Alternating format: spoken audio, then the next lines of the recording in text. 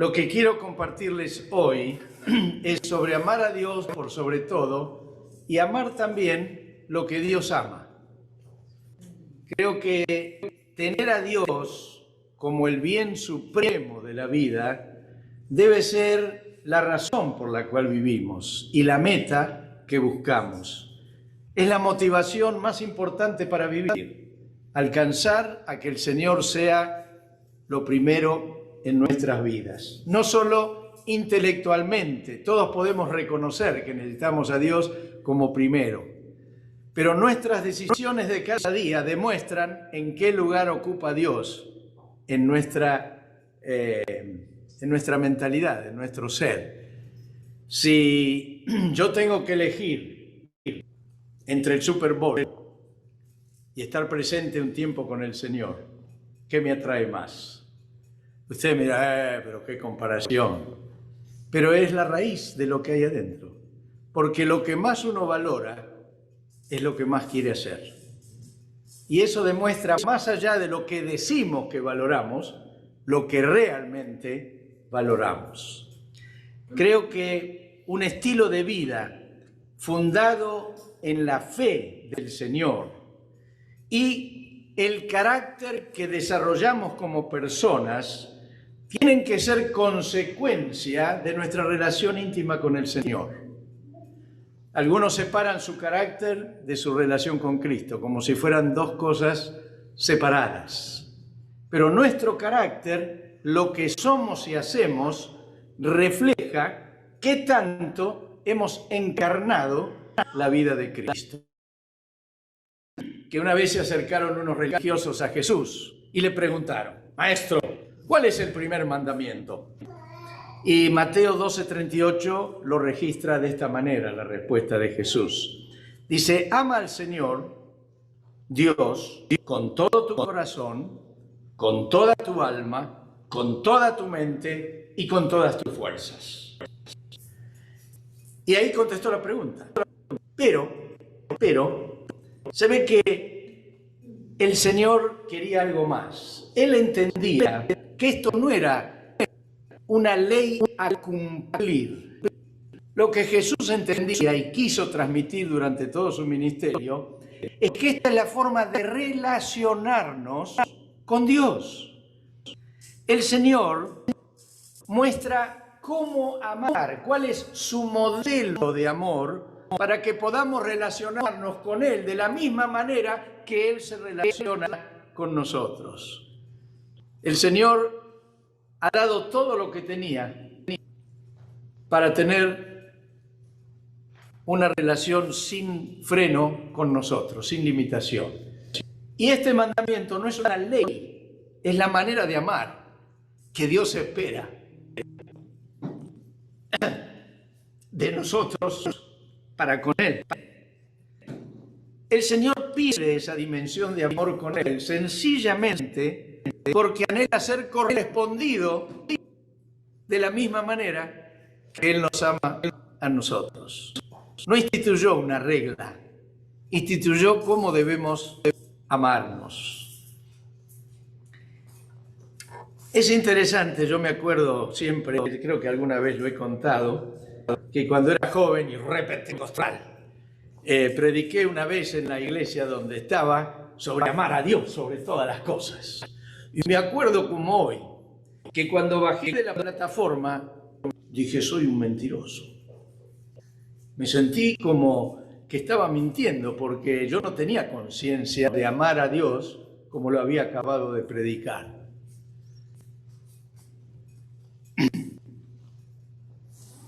Así que llegué a casa, me acuerdo, y me puse a orar y a pedirle perdón al Señor y a rogarle que me diera la capacidad de amarle a Él como Él nos ama a nosotros.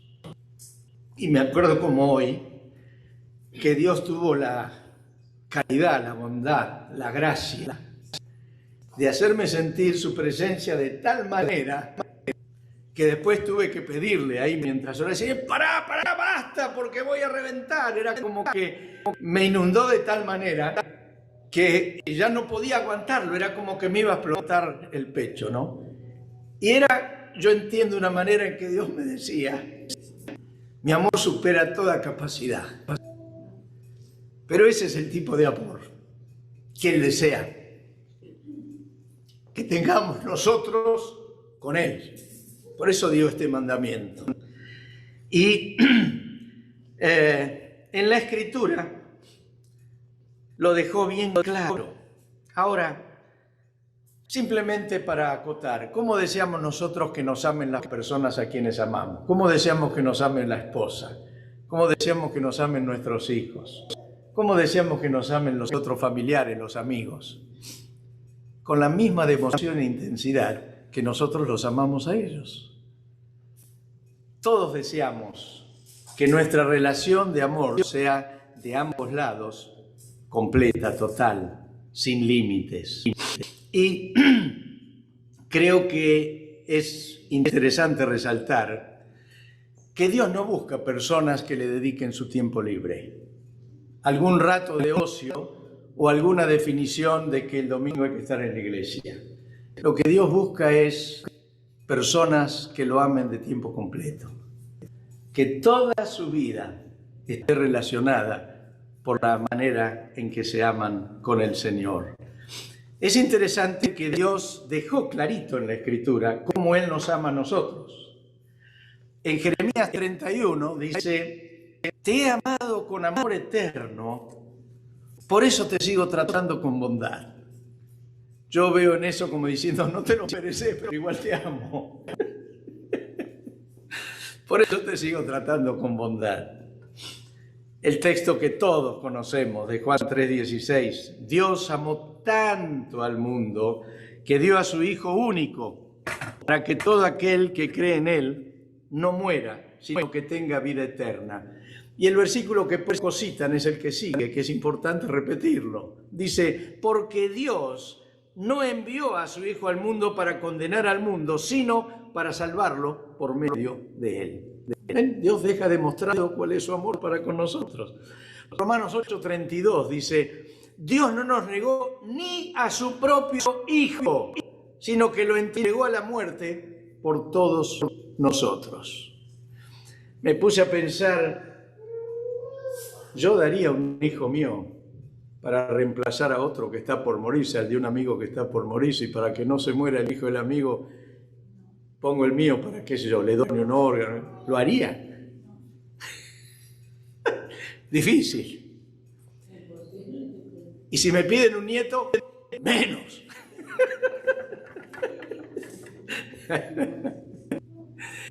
Lo único que daría a cambio es algún enemigo. Llévenselo, chicos. Pero el Señor dio lo mejor que tenía.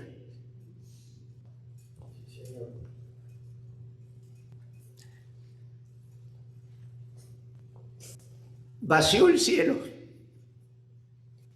para llenarnos a nosotros de su gracia, de su amor y salvarnos. Vació el cielo.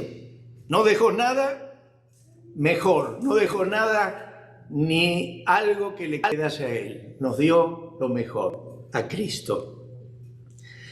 Dios Padre no restringió nada en la dimensión espiritual y eterna del cielo con tal de liberarnos de todo lo que impide nuestra relación con Él. A veces me pregunto si hemos llegado a vislumbrar el tipo de amor que Dios nos tiene. Cuando vos mencionabas, Irma, de su gracia, pensaba, no tenemos idea de la dimensión, como bien dijo hoy Isa, no tenemos idea de la dimensión del amor de Dios. Ahora, ¿sabe cuál es la consecuencia inmediata de amar a Dios de una manera profunda? Es que vamos a amar lo que Él ama. Siempre es interesante cuando dos se ponen de novio, que si uno de los dos tiene alguna actividad interesante o algunas cosas que hace, el otro que no tenía nada que ver con esa actividad se acopla, quiere saber, quiere participar. Y uno dice, pero vos si nunca hiciste nada de esto. Sí, pero voy con mi novio. ¿Por qué? Porque uno suele amar todo y todos a los que ama el ser amado. Y así debería ser con nosotros. Creo que cuando uno ama a alguien, ama también a todo y todos lo que el ser amado ama. ¿No les parece así? Es interesante que a Jesús le preguntaron por el primer mandamiento, pero él agregó otro. Dice la Escritura que Jesús agregó, pero hay un segundo, como diciendo, no te vayas, escuchá lo que te voy a decir, hay un segundo mandamiento, ama a tu prójimo como a ti mismo. Y saben, es interesante porque Jesús era un comunicador excepcional, ¿no? Y un teólogo de primera. Le dijo, además de decirle hay un segundo, le dijo, ningún mandamiento es más importante que estos dos. Y otra versión dice esas mismas palabras, pero como era para los judíos, la dice Mateo, lo dice así. En estos dos mandamientos se basan toda la ley y los profetas. Como diciendo, todo lo que conoces de la ley, la Torá, los profetas menores, los profetas mayores, todo lo que hay en la Escritura, todo se basa en estos dos mandamientos, primero y segundo mandamiento. Ahora, yo digo, Señor Jesús, sos un teólogo medio extraño. ¿Alguna vez ustedes leyeron los 10 mandamientos? Estos dos no están. ¿Se dieron cuenta de eso? Usted lee el Decálogo, los 10 mandamientos, y no dice todo. Lo dice más adelante, en Deuteronomio. Ahora, fíjense qué tremendo es el Señor, que muestra cómo se debe interpretar la Biblia. No es una ley, no es un manual de referencia simplemente que nos obliga a cumplir detalles. Lo que está pidiendo es una relación de amor con Dios. Yo me imagino la sorpresa de los que lo escuchaban, porque conocían la Torá, conocían los 10 mandamientos, los recitaban, y estos no estaban. Sí estaba, por supuesto, en Deuteronomio, que había que amar a Dios por sobre todas las cosas. Y es más, Jesús le agregó una palabra más, porque dice 3, creo que dice con el alma, con todo, y Jesús le agregó con la mente, que no estaba tampoco en el Antiguo Testamento. Lo agregó Jesús. Pero con esto el Señor les estaba mostrando, primero, cómo hay que mirar a Dios, no como un legalista, sino mirarlo como un ser que nos ama. Cuando uno lee el Antiguo Testamento pensando en estos dos mandamientos, encuentra un Dios distinto que el que la mayoría cree ver en el Antiguo Testamento. Ahora, si nos preguntáramos, ¿qué es lo que Dios más ama? A la raza humana, al ser humano, a todos nosotros, tanto a los que ya estamos del lado de la casa de Dios, como los que están afuera y necesitan venir al redil. Por eso dice Pablo en 2 Corintios 5:15, Cristo murió por todos, para que los que vivan ya no vivan para sí mismos, sino para Él, que murió y resucitó por ellos. Interesante, Pablo lo dice con toda claridad. Creo que la medida de nuestro amor al Señor está dada por la intensidad de la pasión con que queremos que otros conozcan el Evangelio. A veces yo me siento no estoy hablando de ningún otro, como adormecido para poder alcanzar a los que no conocen al Señor. Pero el Señor dijo clarito que toda la ley se resume en estos dos, amar a Dios y amar al prójimo. Y si nosotros amamos lo que Dios ama, evidentemente tenemos que pensar en aquellos que no conocen al Señor y que necesitan acercarse. Creo que el amor del Señor nos debe impulsar a todos a querer alcanzar a los que no lo conocen con toda nuestra alma y con toda nuestra fuerza. Dejar de estar, no digo la palabra indiferentes, pero como que no fuera nuestra responsabilidad. Creo que todos tenemos que ponernos en el corazón cómo llegar a aquellos que aún no conocen al Señor.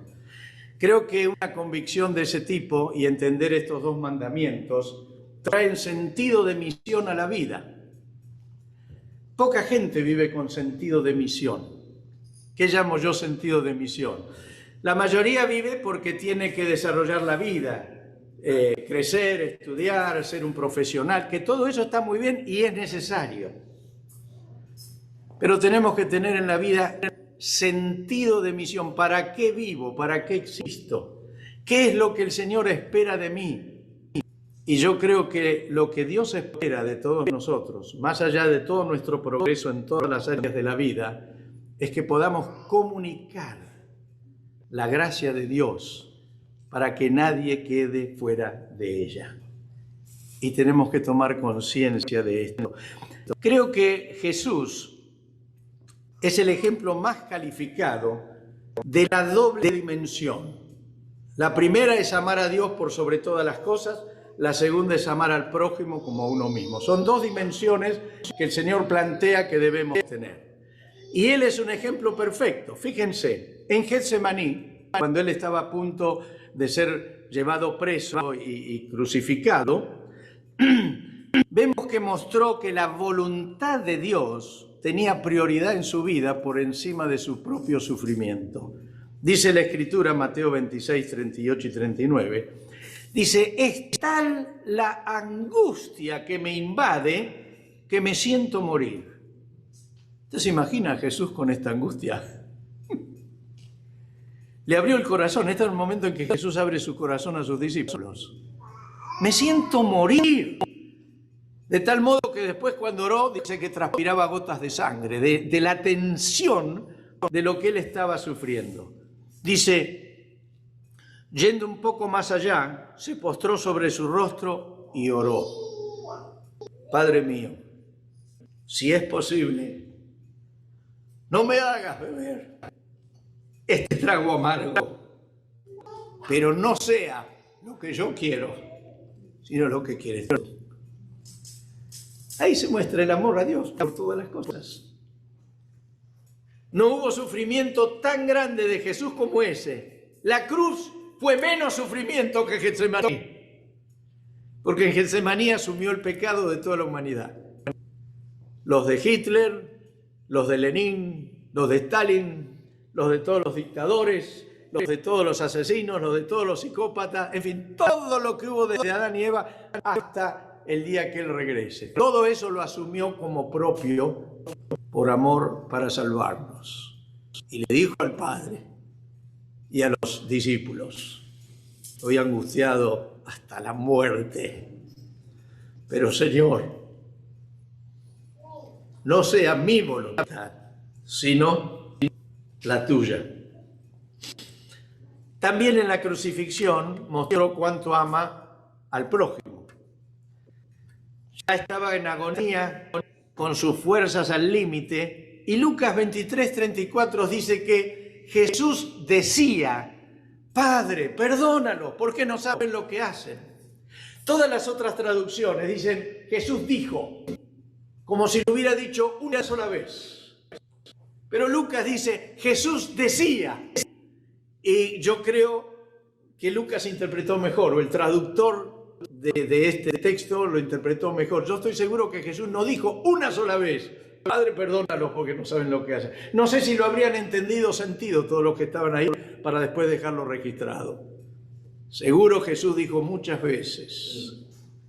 Por eso dice Lucas decía, Padre, perdónalos porque no saben lo que hacen. Está cumpliendo el segundo mandamiento.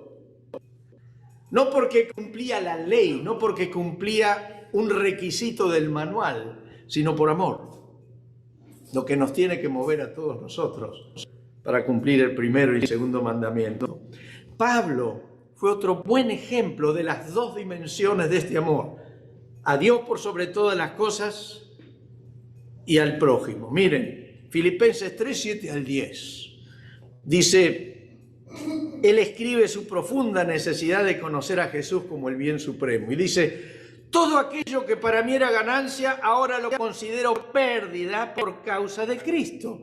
Es más, todo lo considero pérdida por razón del incomparable valor de conocer a Cristo Jesús, es mi Señor, mi Señor. Por Él lo he perdido todo y lo tengo, lo pone suave acá, por estiércol. Fíjense cómo compara. No es que lo que Él tenía era malo. Antes de esto dijo que era hebreo de hebreos, criado a los pies del mejor teólogo de Gamaliel. Presentó todo un currículum extraordinario. Y dice, pero todo eso lo tengo menos que estiércol, a fin de ganar a Cristo. ¡Ja! Y encontrarme unido a Él. Por eso digo que nuestro carácter y lo que hacemos y somos depende de nuestra unión con Cristo. No quiero mi propia justicia que procede de la ley, como decía, no es cumpliendo rigurosamente un manual, sino la que se obtiene mediante la fe en Cristo, la justicia que proviene de Dios basada en la fe. Lo he perdido todo a fin de conocer a Cristo. El primer mandamiento. Amor al Señor por sobre todas las cosas. Experimentar el poder que se manifestó en su resurrección. Participar de sus sufrimientos. Y llegar a ser semejante a Él en su muerte. Ese amor quiere el Señor. También es interesante que cuando se refiere al amor al prójimo, Romanos 9:3 dice así de Pablo, dice, sufro por los judíos, que son mi pueblo, y quisiera ayudarlos. Yo estaría dispuesto a caer bajo la maldición de Dios y a quedar separado de Cristo si eso los ayudara a estar cerca de Dios. ¡Ja! ¡Qué amor a sus compatriotas!, ¿no? Primera Corintios, dice Pablo, 9:20. Dice, aunque soy libre, vivo como si fuera el esclavo de todos.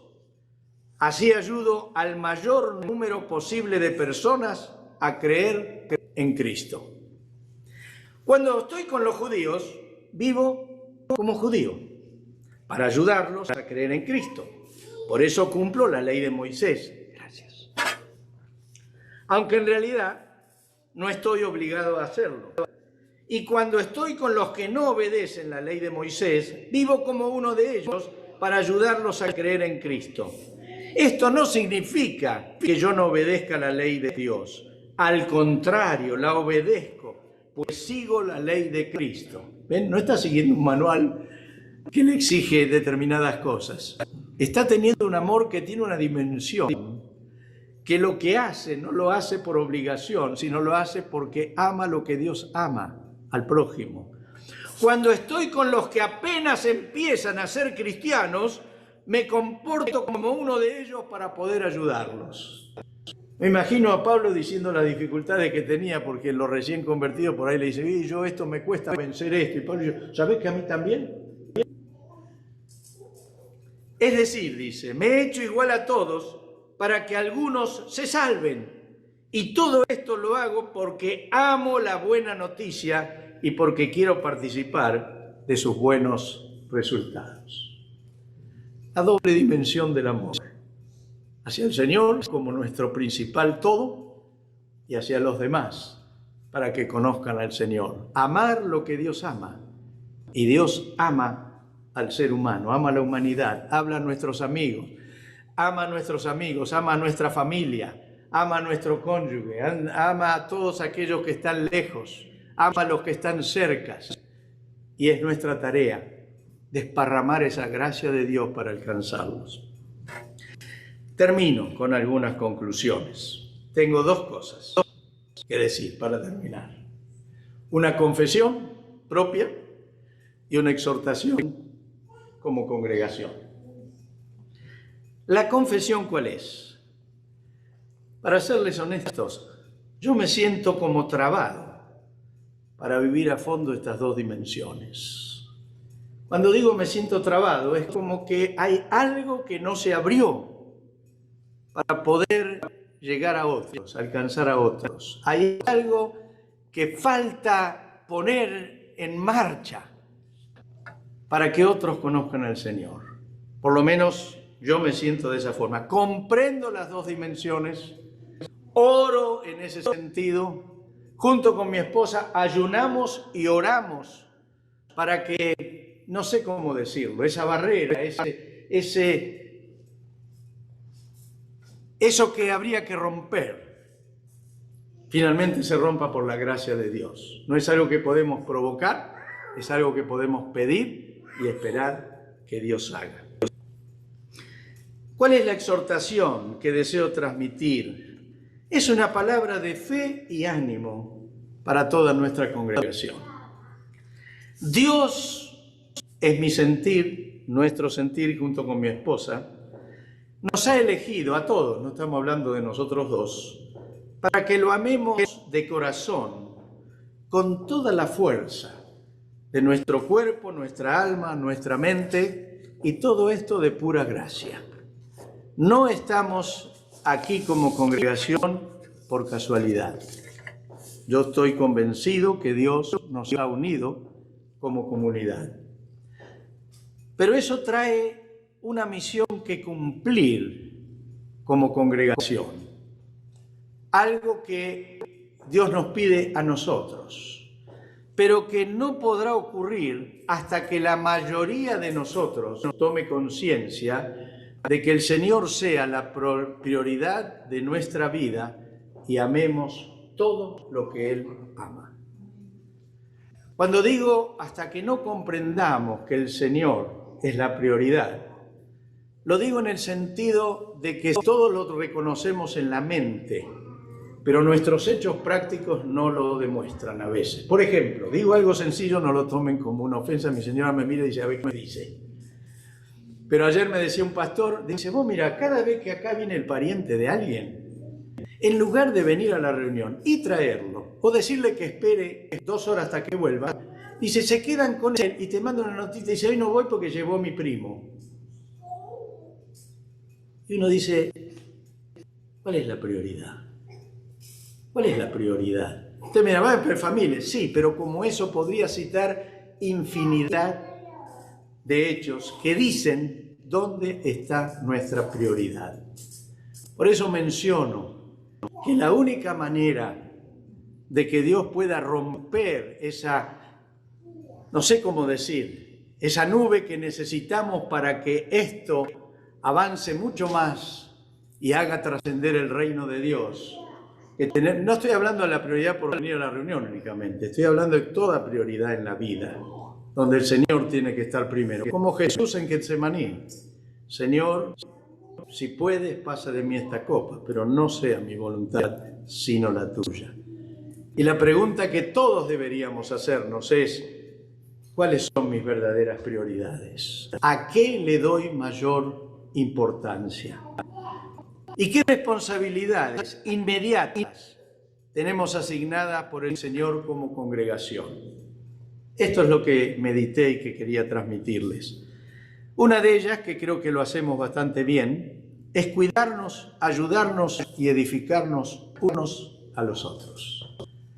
Yo estoy tan feliz de ver que somos una familia, que nos encontramos, disfrutamos encontrarnos, nos preocupamos unos por los otros. Eso no debe nunca menguar, eso tiene que seguir siempre. La otra responsabilidad inmediata que tenemos, entiendo yo, como congregación, es preparar a nuestros niños y nuestros jóvenes para que anden en el camino del Señor y puedan ir en las aguas turbulentas que enfrentan hoy, en la escuela, con sus compañeros, en el mundo. Si tenemos que tomar conciencia que tenemos una tarea muy grande de formar, cuando digo hijos, estoy hablando de nuestra congregación, también digo nietos, todos ellos están expuestos a un sinnúmero de antivalores. Y cuando más los dejemos pasar sin arraigarlos en esos valores cristianos, tenemos siempre el peligro de perdernos. La otra responsabilidad que entiendo es que tenemos que testificar activamente de nuestra fe en Jesús. Yo me pregunto a veces, ¿a cuánto les he testificado? Y no estoy hablando de un método, mañana voy a salir y voy a agarrar al primero que pase. Estoy hablando sencillamente de tener la carga por transmitir la verdad del Evangelio a cuantos podamos. No como una obligación legal, sino como la manifestación de nuestro amor para aquellos a quienes Dios ama. Y lo cuarto es ser sal y luz de la comunidad donde vivimos para extender el reino de Dios. A veces conversamos con algunos que sería encantador tener mayor participación, no sé, en el barrio, en la zona, en el colegio. ¿Por qué? Porque tenemos que ser sal y luz del lugar donde estemos. Tal vez no sea sencillo, tal vez no sea fácil, pero creo que es lo que Dios nos pide como congregación. Y termino con un versículo de ánimo para todos nosotros. Yo soy, dice el Señor a Josué 1:9, quien te manda que tengas valor y firmeza. No tengas miedo, ni te desanimes, porque yo, tu Señor y Dios, estaré contigo donde quiera que vayas. Amén. Amén. Hermanos, tenemos un desafío. Amar a Dios por encima de todo y amar lo que Dios ama.